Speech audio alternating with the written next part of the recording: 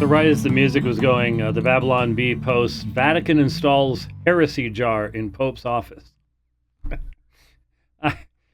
It's obviously trying to get me distracted before we get to the important stuff. He has to put, 25 cents in every time he says something heretical. We'll get to that later. We do need to address the open admission on Pope Francis's part of what I've been saying all along, that he is minimally an inclusivist, and I think much more likely he's a universalist. And as we will talk about later on, that's the end of everything as far as you guys are concerned. I'm sorry, you've put all your eggs in one basket, in the papal basket, and the papal basket never did have a bottom to it anyways. But all the fluffy stuff fell out. And,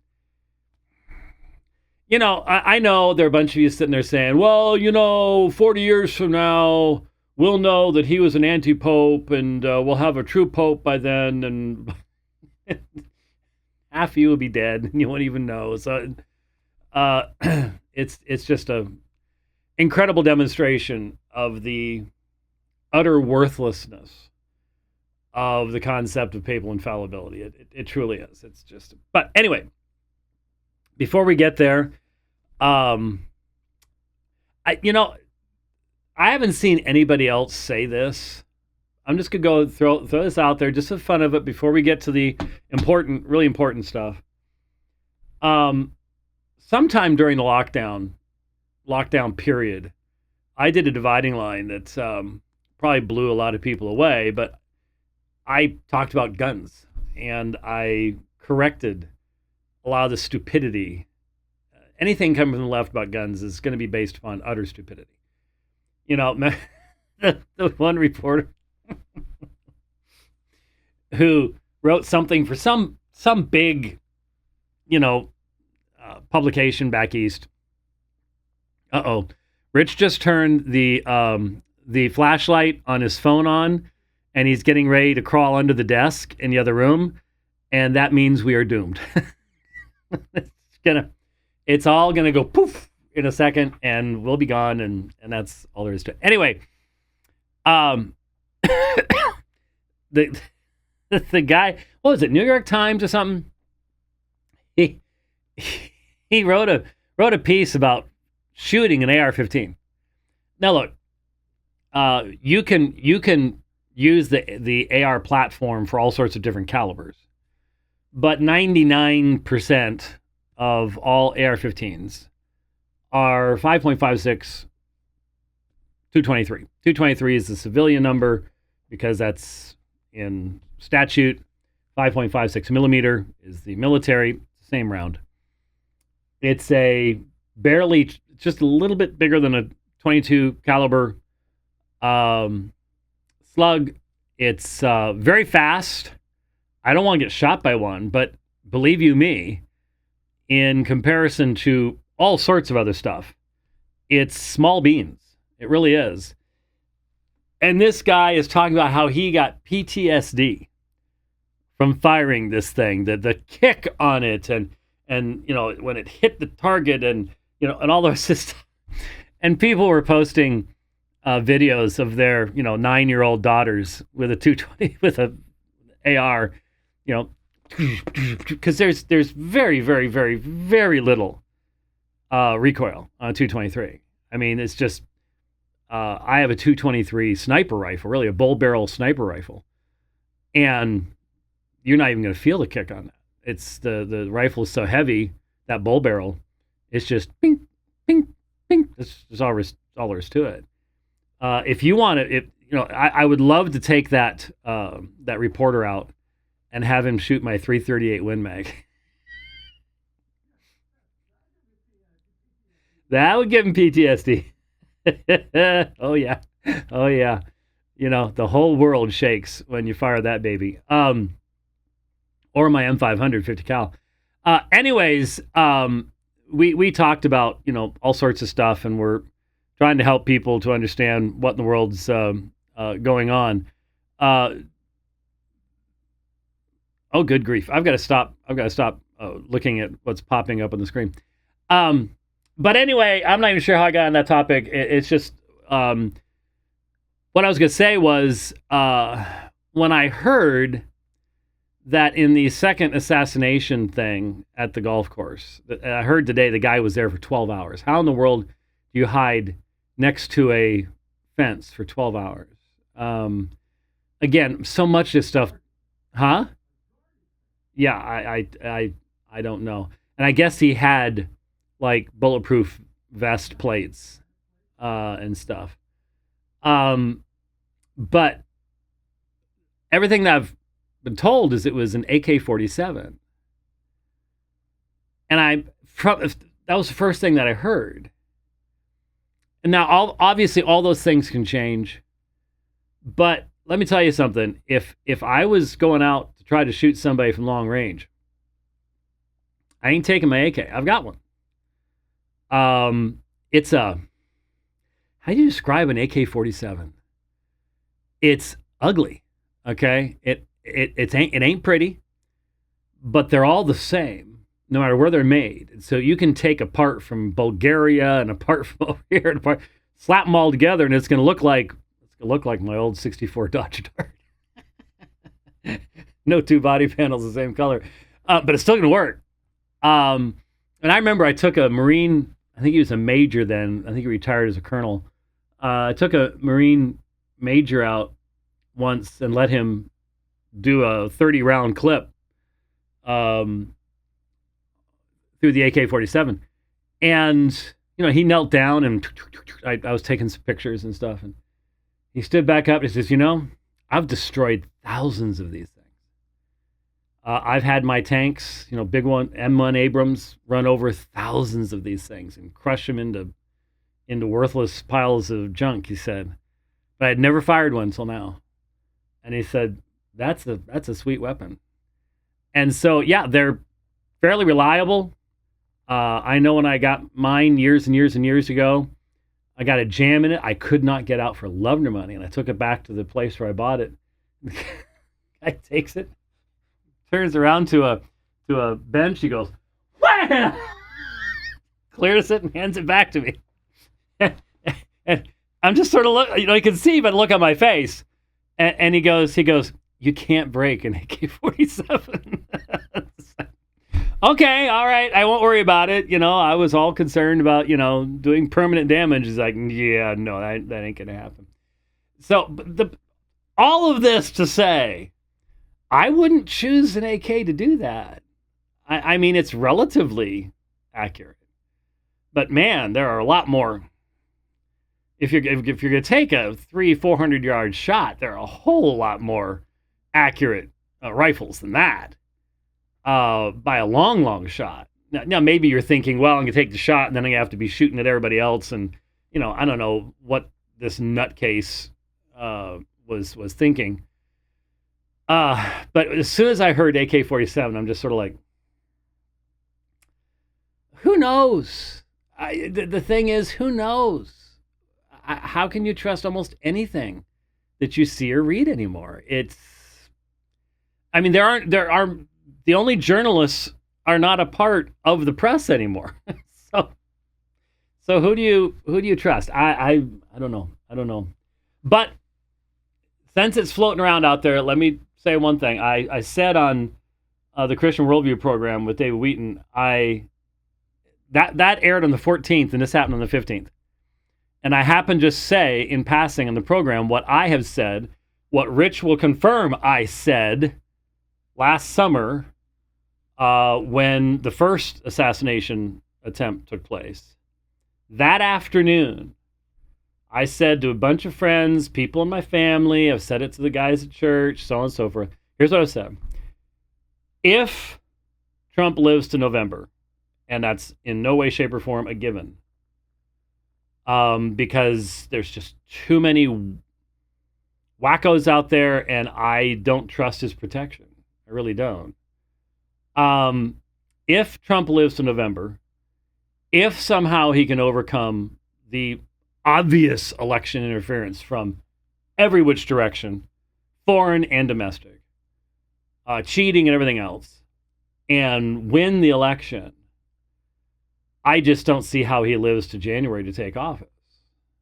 Now, if you want to go on from there, like I said, I've also said, and even if he were to survive all of that, and even if he were to take office, if he doesn't have the House, he'll be impeached the first week.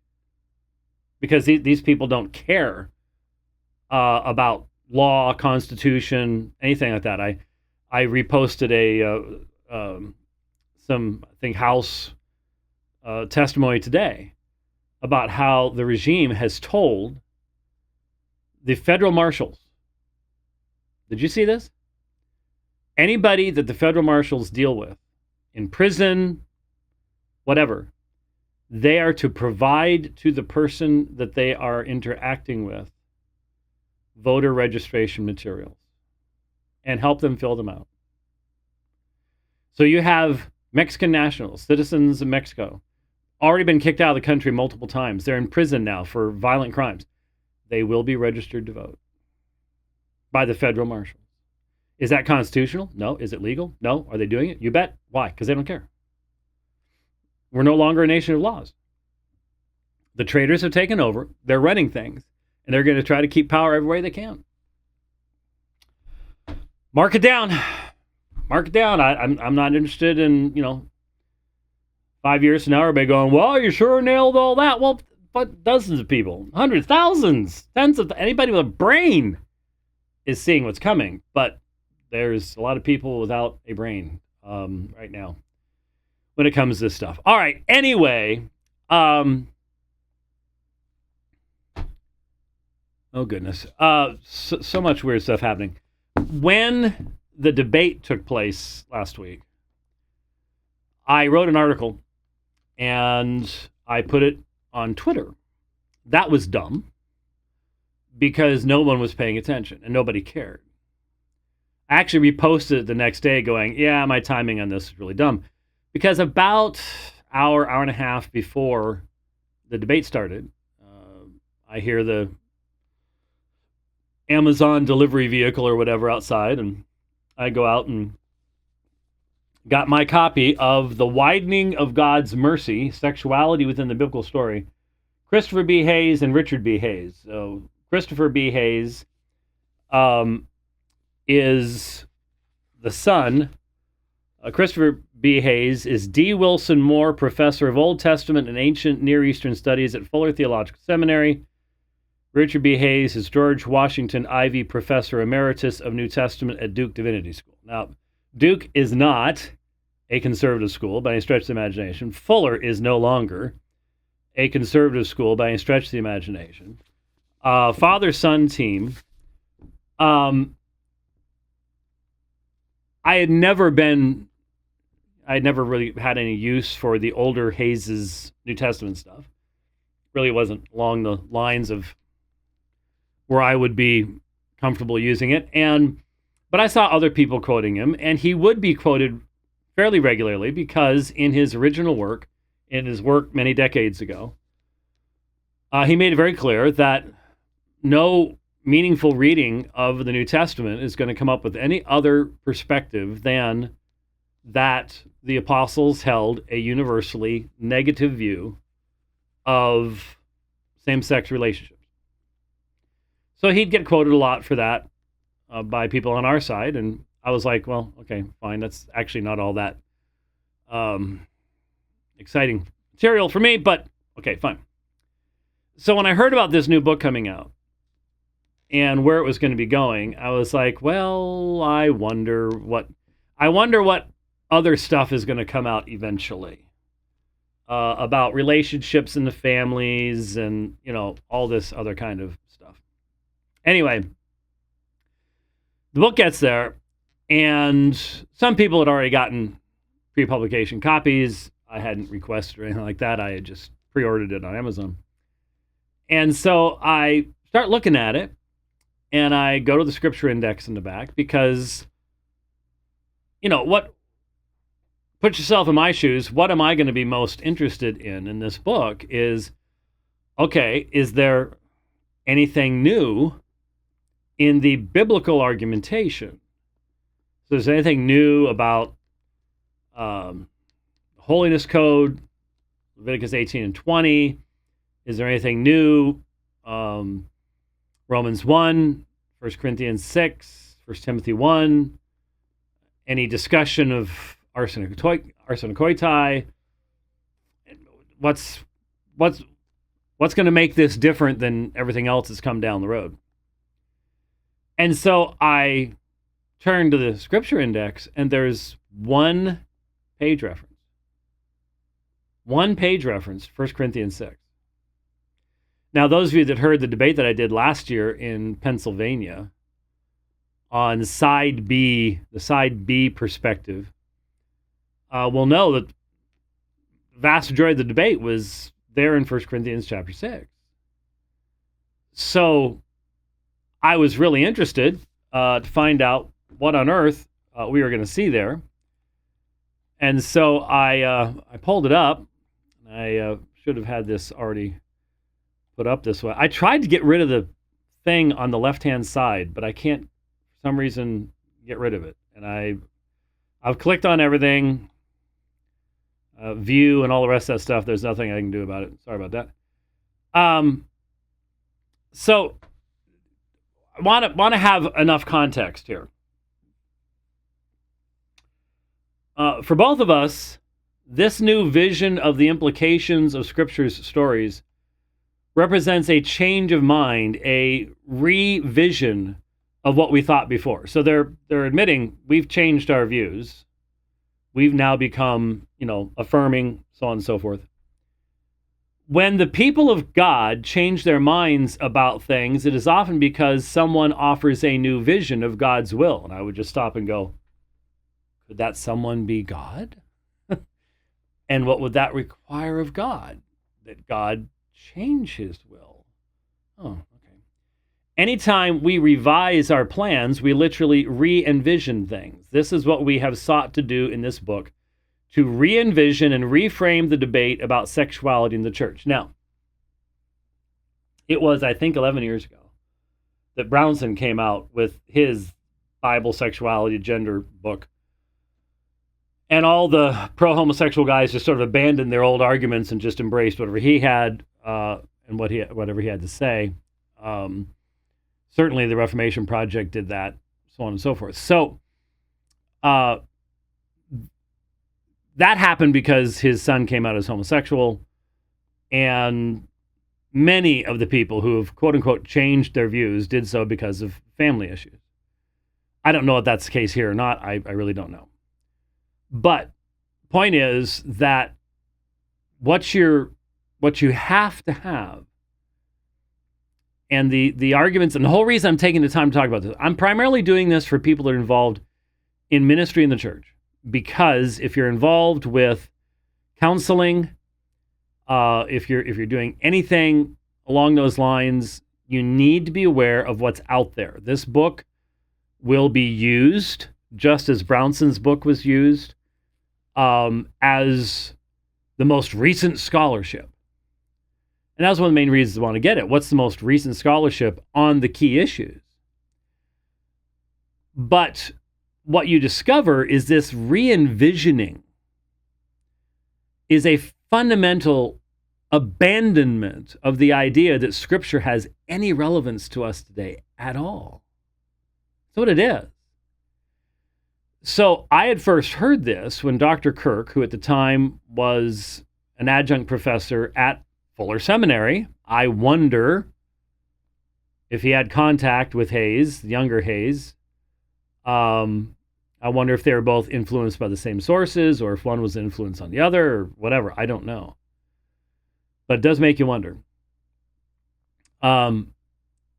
When Dr. Kirk was debating Dr. Gagnon in Scottsdale, and again, it was one of the few debates I've ever attended where I wasn't doing the debate. And that is where Kirk made the argument that we've learned to think past the Apostle Paul, who was a first century Jew with his prejudices and things like that. And we need to learn to think past Jesus as well, because he was limited by his first century context. And they took a break about halfway through, and I approached Dr. Kirk, and I was like, did you say that we need to learn to think past Jesus? He said, yeah, that's what I said. And I'm like, so I take it you don't actually believe Jesus was God in human flesh? He says, you don't think the apostles actually thought Jesus was God, do you?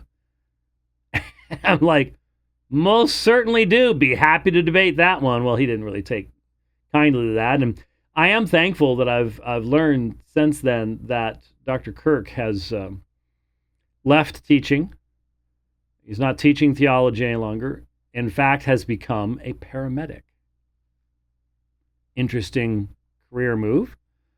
But at least he's not warping the minds of students any longer along those lines. I suppose that's, hope he's a good paramedic. Hope he's a better paramedic than he was a theologian. But anyway, the whole argument was a widening of God's mercy. The idea that the strictures, and the argument he used was, well, the Gentiles were excluded. And then God did something new by the Spirit in including the Gentiles into the covenant people of God. And that caused problems, Acts chapter 15. So in our day, the Spirit of God's doing the same thing that he did in the time of the writing of the New Testament, is that he is revealing to his people that they are to include in their numbers the LGBTQ array of perspectives, and to embrace these people as a gift to the church, and so on and so forth. And so the whole idea is that what was once true morally and ethically does not have to remain true just because it's found in Scripture.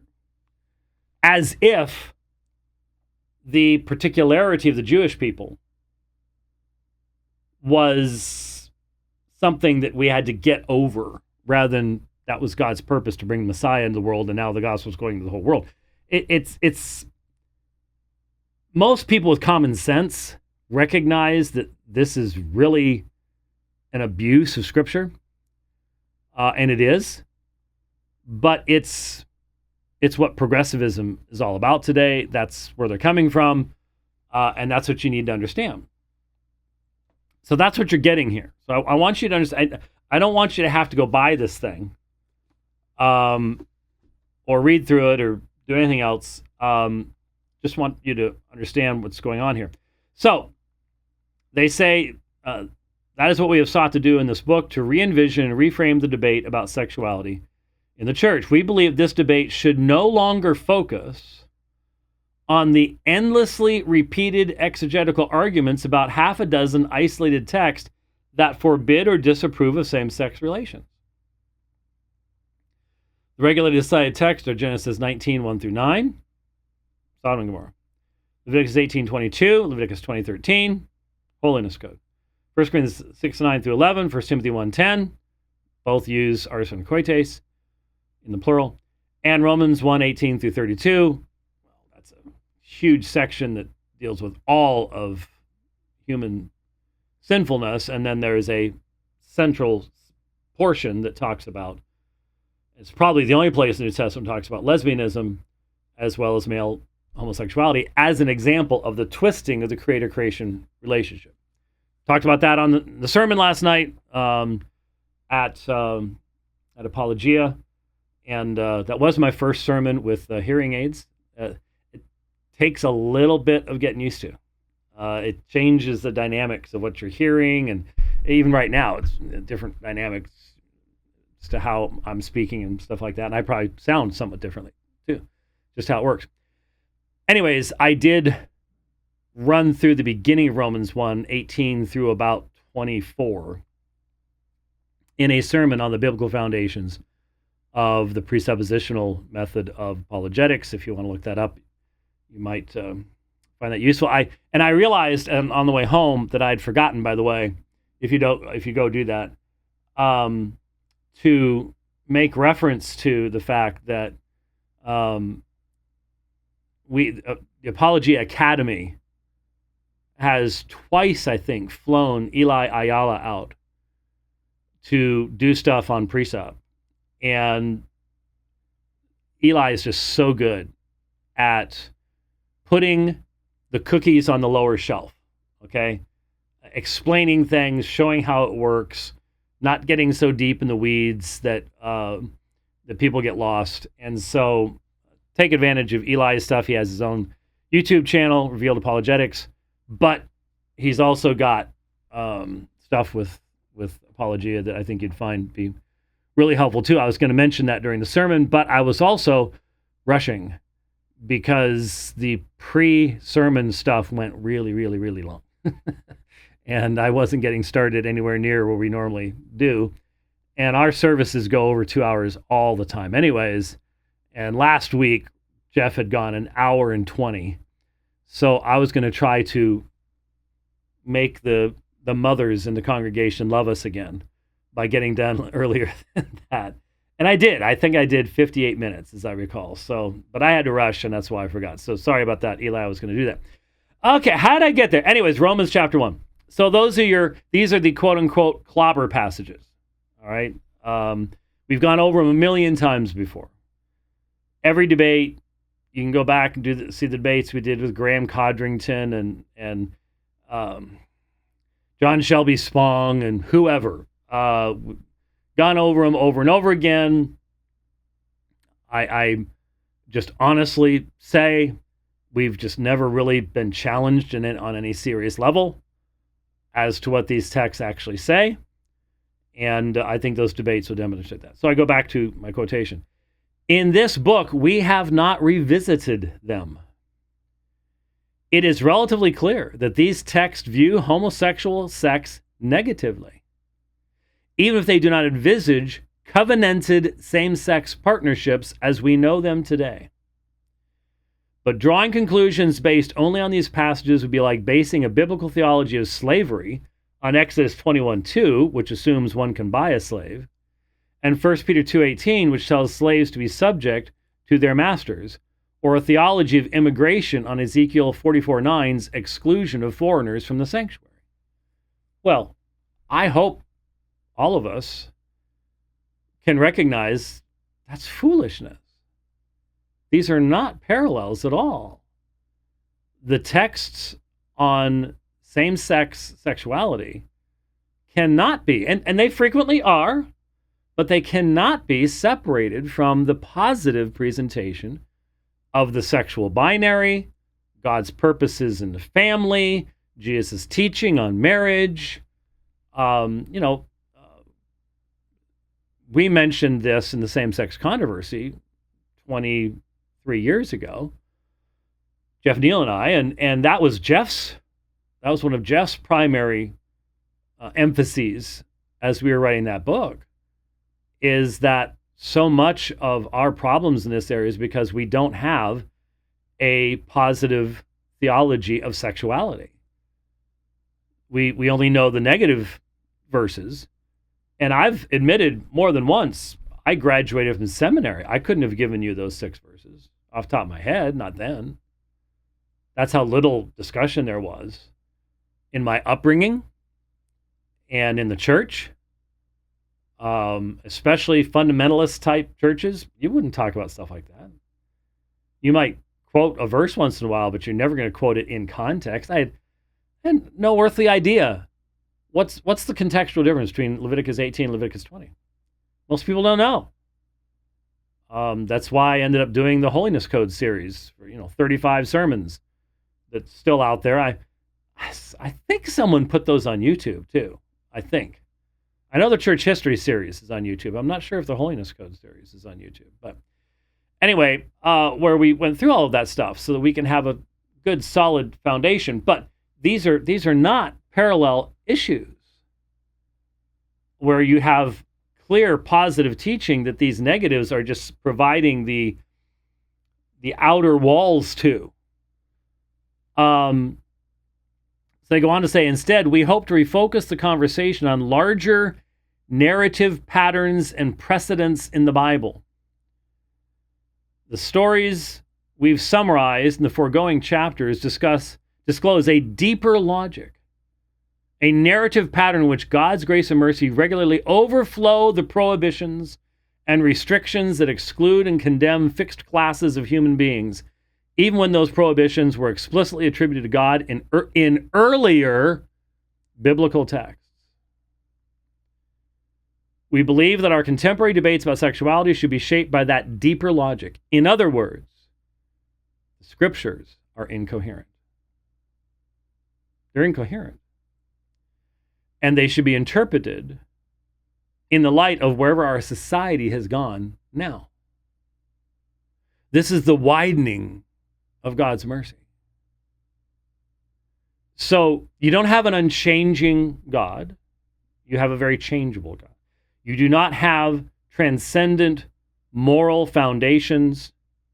Instead, you have the ability to alter biblical parameters, even parameters that were accepted by everyone up until the modern period. But the Spirit's still speaking. That's the Dr. Kirk perspective. Spirit's still speaking and leading us to this new understanding. He says it may be difficult to get our minds around this idea, especially if we continue to believe the Bible, but if we take the biblical narrative seriously, we can't avoid the conclusion that God regularly changes his mind, even when it means overriding previous judgments. Now, so obviously, to say it one more time, continuing the quote, our vision is this. The biblical narratives throughout the Old Testament and the New Testament, the biblical narratives throughout the Old Testament and the New trace a trajectory of mercy that leads us to welcome sexual minorities no longer as strangers and aliens, but as fellow citizens of the saints and also members of the household of God, full stop. So there is no sexual sin left in the Bible. And why you can't expand this out to thievery and everything else, I have no earthly idea, because this stuff is utterly incoherent. It is simply incoherent. Now, what's fascinating to me is, Hayes, the older Hayes, retired, is certainly behind this phrase. It is relatively clear that these texts view homosexual sex negatively, even if they do not envision covenanted same-sex partnerships as we know them today. So this is the big thing.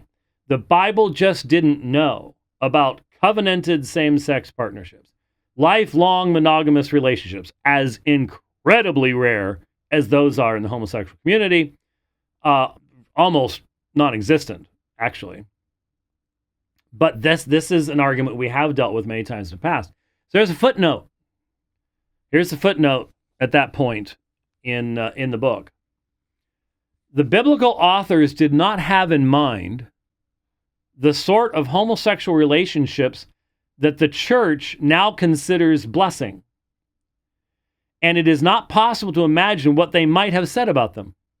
As it is, many of the passages are unambiguous in their disapproval of homosexual activity. See Richard B. Hayes, The Moral Vision, New Testament, Community Cross, New Creation, 1996, pages 381 389. This is what had been quoted by people for quite some time.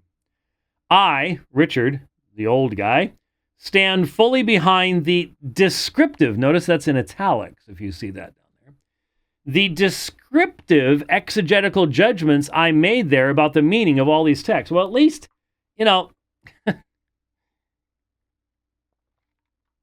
I suppose we can understand why the older Hayes would not want to write a book saying, I was wrong about all that.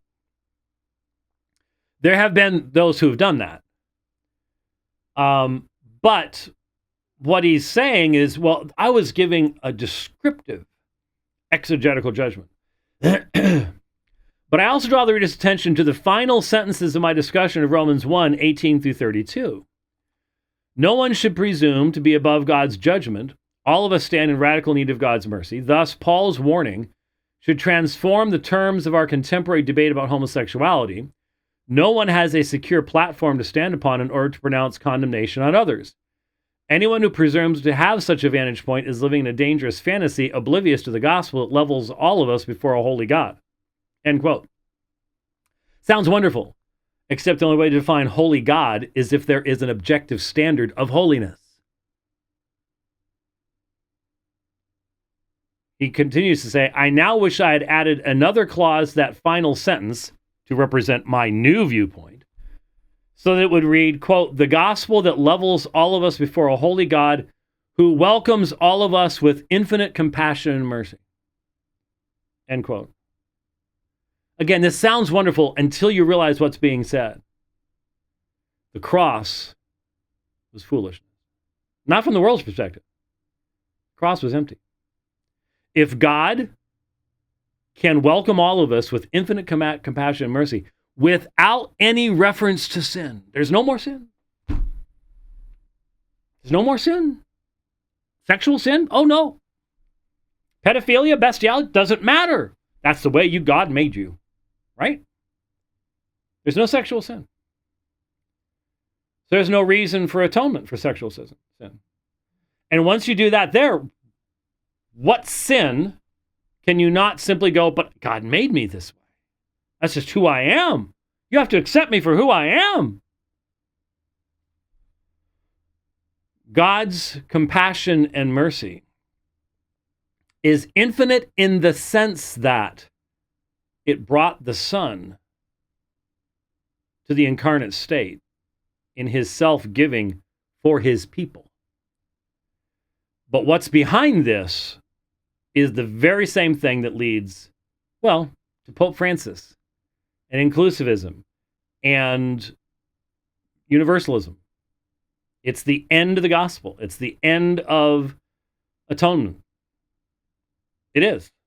It's all over with. So he wants to say, yeah, I was still, I descriptively, exegetically correct, But then this other thing that we have to deal with is, well, we know the biblical authors, they weren't nearly as smart as we are today. And the biblical authors could not have imagined covenanted monogamous same-sex relations. That is absurd. That assumes that they would have allowed for the utter redefinition of what covenant means, that God defines these things, completely rejects Jesus' own teaching in Matthew chapter 19 about what the family is, made male and female, the gender binary, throws all of that out. Don't tell me you have any honor for the scriptures when you speak like this. You don't. You don't. You are using your scholarship to undercut the fundamental and foundational elements of the revelation of Scripture. You are disturbing the faith of the saints. You are an enemy of the gospel. Just be upfront about it. Just be straight up front. Don't do this type of thing. Now, I just said, well, that's similar to what the Pope just did. And so let's go down to that as long as I can find it here. Of course, it'll be one time that this doesn't work for me. But the Pope, we'll scroll past the... I was mentioning to Rich right before the program started. I said, for months and months and months in 2020, 2021, into 2022, any of these studies that would come out about the vaccines and all the rest of this stuff, bookmark it, save it, download it. There's so many of them now, you don't even bother anymore. But here's one. Neurological and cardiac complications from COVID-19 vaccines have fatality rates of 5.9% and 2.5% respectively. That's much higher than COVID. Much higher by orders of magnitude than COVID.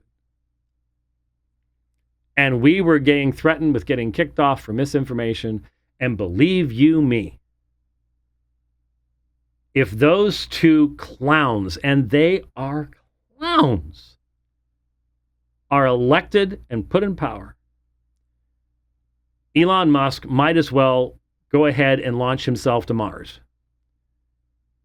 Because they and their cohorts in other countries will do everything they can to take X down. So they can completely control the narrative, and so this type of stuff will be buried once again. Be buried once again. You just mark my words. It's going to happen. So here's the actual audio. Okay, here's the actual audio.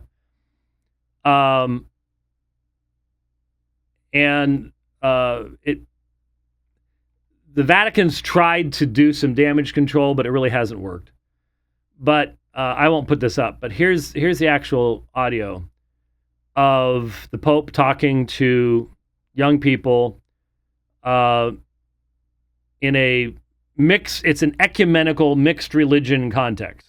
Okay, Rome's big on this type of stuff. Here we go. Ci vuole litigare. Yes, it's okay to discuss and to... Tutte le religioni sono un cammino per arrivare a Dio. Because every religion is a way to arrive at God. Dirò una comparazione, sono come diverse lingue, diversi idiomi per arrivare lì. Sort of a comparison, an example would be they're sort of like different languages in order to arrive at God. Ma Dio è Dio per tutti. But God is God for all. E come Dio è Dio per tutti, noi siamo tutti figli di Dio. And if God is God for all, then we're all sons and daughters of God. Ma il mio Dio è più importante del tuo. But my God is more important than your God. È vero quello? Is that true? C'è un solo Dio lì. E noi sono idiomi, cammino, lingue per arrivare a Dio. There's only one God, and each of us is a language, so to speak, in order to arrive at God. Qualcuno è Sikh, qualcuno è musulmano, qualcuno Sikh, Muslim, Hindi, qualcuno cristiano, Hindu, ma sono Christian. diversi cammini. There are different paths. Understood? Okay, so there's the audio.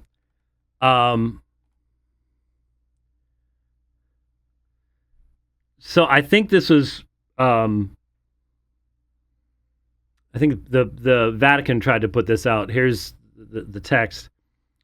One of the things that's impressed me most about the young people here in Singapore is your capacity for interfaith dialogue. This is very important because if you start arguing my religion is more important than yours, or mine is the true one, yours is not true, where does this lead? Somebody answer. A young person answers destruction. That is correct. All religions are paths to God. I will use an analogy. They are like different languages that express the divine. But God is for everyone, and therefore we are all God's children. But my God is more important than yours. Is this true? There is only one God, and religions are like languages, paths to reach God. Some Sikh, some Muslim, some Hindu, some Christian. Understood? Now, I think the guy who was sitting there doing the translation probably was doing it better than they want to try to fix things now, as far as the alleged statement and stuff here. But initially what it said was all religions are paths to reach God. They are, to make a comparison, like different languages, different dialects to get there. But God is God for everyone. If you start to fight saying my religion is more important than yours, mine is true and yours isn't, where will this lead us? There is only one God, and each of us has a language to arrive at God. Some are Sheikh, Muslim, Hindu, Christians. They are different ways to God. Okay. So you've probably seen this, and to be honest with you, I think most people by now, this far into Francis's pontificate, there is no way around the reality that Pope Francis is clearly an inclusivist. Now, let's define these terms because we need to be accurate. Inclusivism is the idea that God, that you do not have to have explicit faith in Jesus Christ to be saved. That God accepts any faith move toward himself as if it is a faith move toward Christ. So a Muslim who is a good Muslim is moving toward God, hence is moving toward Christ, and that's accepted as good enough for salvation. A Sikh, a Hindu, Buddhist, as long as there is a true desire to move toward God, that's enough. You don't need to know who Jesus Christ is. There's no need for repentance, faith. In fact, it really makes, it makes you ask the question, then why even bother with Christianity? Because, why become Roman Catholic? Why worry about priestly absolution and purgatory? And I think that's why so many Roman Catholics today have fundamentally abandoned purgatory.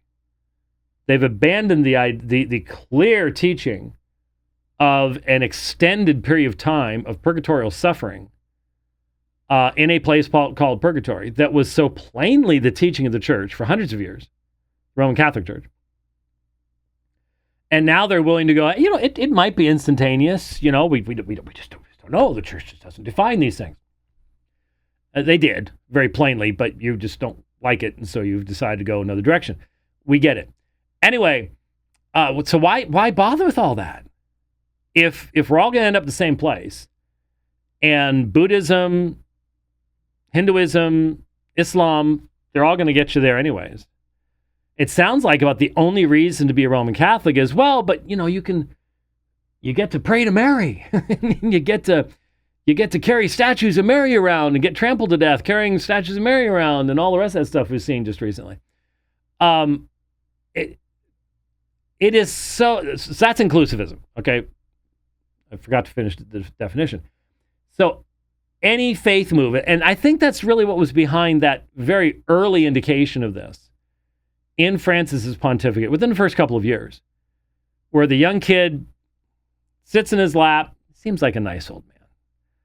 And my daddy was an atheist, and he had us baptized, but he didn't believe God existed, and he's died. Did he go to hell? Now, I know what the theological answer to that question would be for every pope before Vatican II. They may have said it very gently. They may have tried to find ways to get around it. They may have dodged it. But the answer of the church was well known. Yes, he's in hell. He died outside the state of grace. There's no purgatory. And having somebody else baptized is not the same thing as you being baptized. In fact, it might even be worse because you had somebody else baptized, but you refused it for yourself. So it's not like you didn't know about it. You can't even argue baptism of desire at that point. So when he said that then, knowing he's from South America, knowing liberation theology and its centrality there, his own writings and activities for that, you know just how far to the left he is. Now, what's the difference between inclusivism and universalism? Well, inclusivism means that God includes in what he will accept as faith statements in Jesus Christ, people who don't know who Jesus Christ is, but they're making a positive move toward God.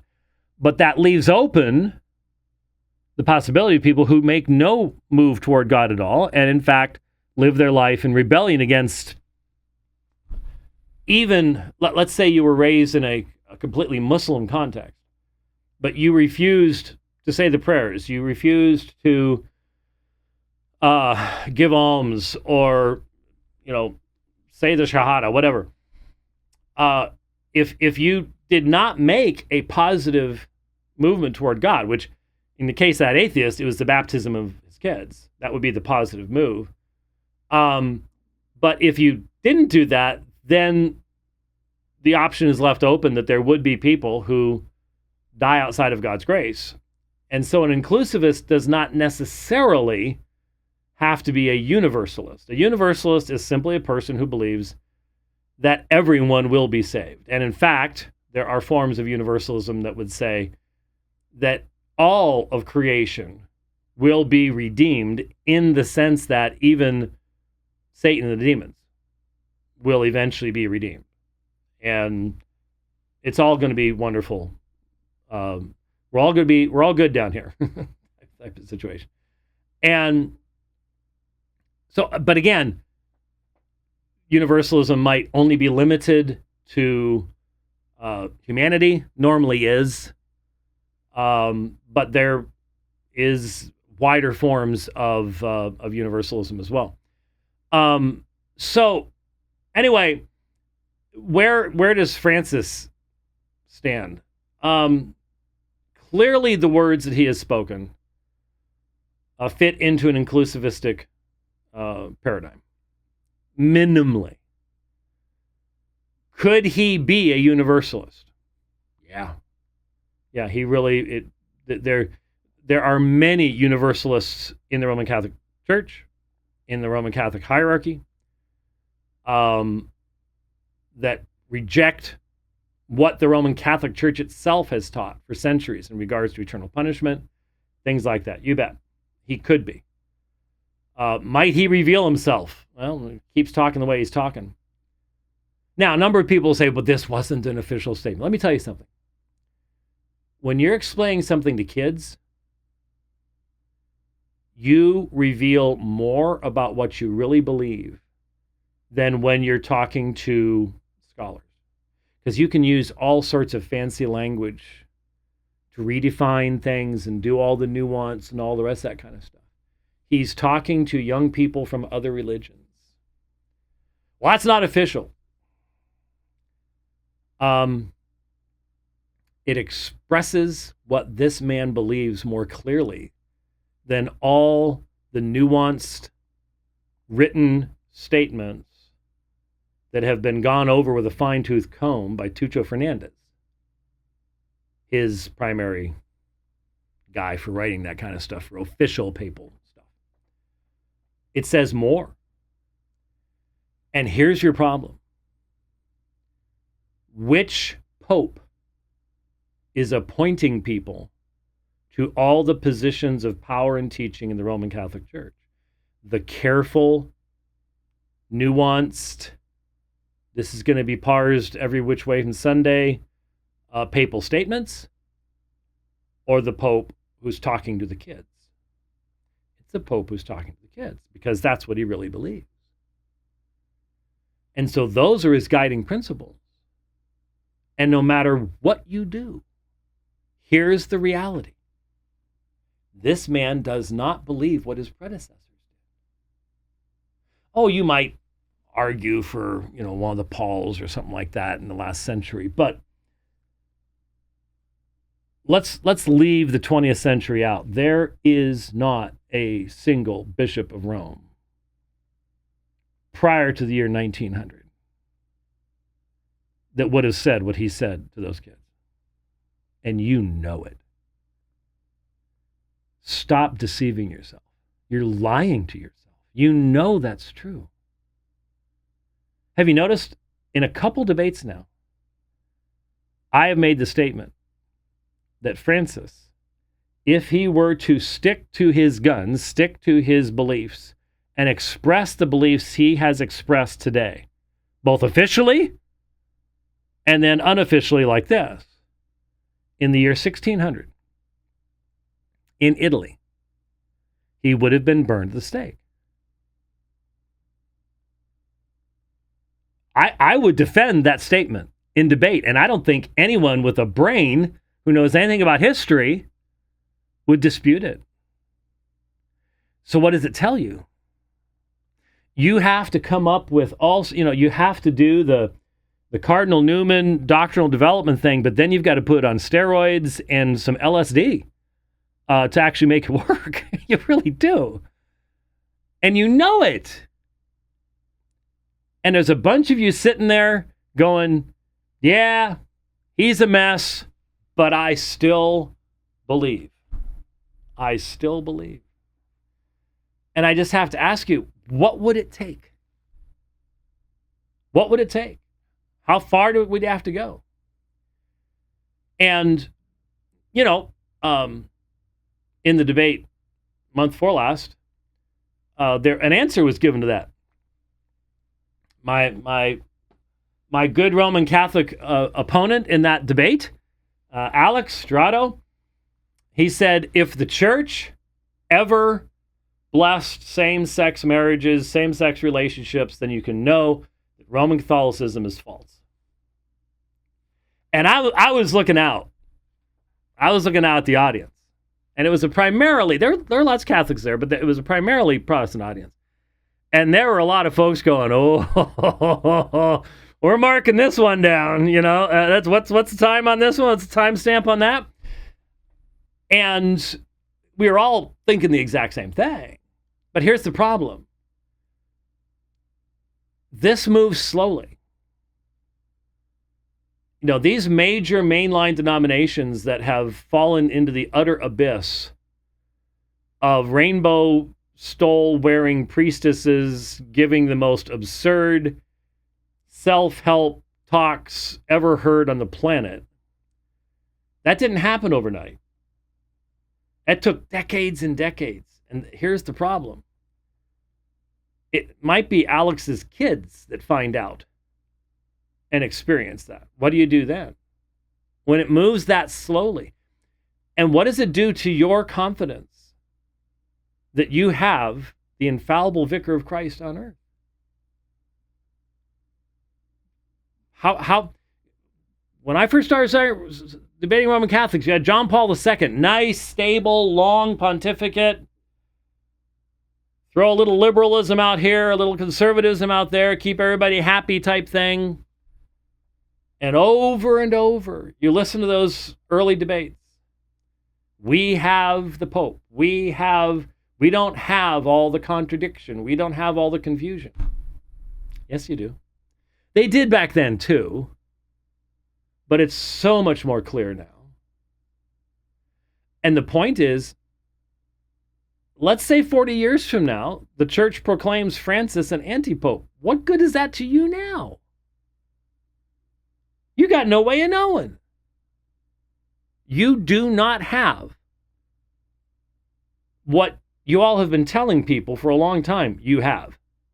You guys have that, you have that uncertainty. Sola Scriptura, just give you uncertainty.